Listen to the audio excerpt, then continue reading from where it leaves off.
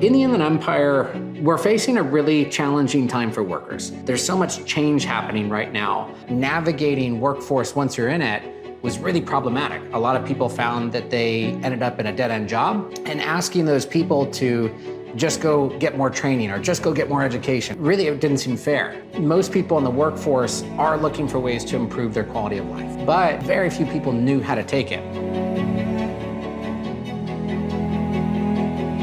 It's time to completely re-envision what education looks like. We know that the traditional education system does not work for everybody. The cost of learning is astronomical.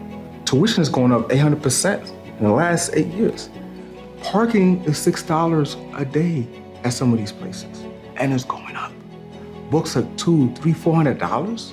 We do need to take a serious look at that narrative of what should education and workforce look like. And if our narrative doesn't ever change, if our narrative continues to just be, 4 years of college and then graduate and then work, we're not being realistic to, 90% of our population that we serve.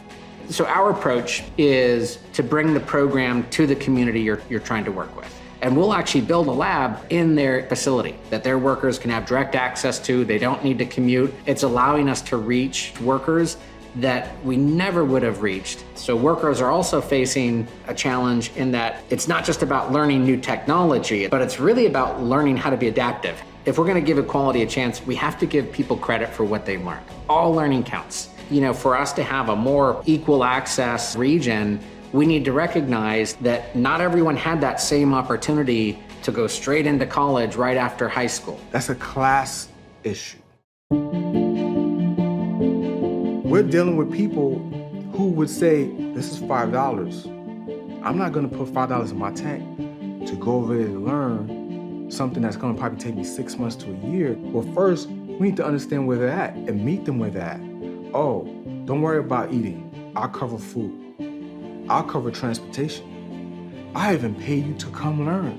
You just gotta show up. When I hear that question about why should people get paid to learn, let's talk about the demographic we're talking about. What is the answer to providing equitable, accessible opportunities for our young people? What we're seeing as we've been working through launch, businesses, schools are willing to do something different that they haven't done before. We're seeing businesses not just cheer on success, but literally invest in it. What is our opportunity to move in a way that we're actually responsive and taking advantage of the fact that people are asking us to do this differently?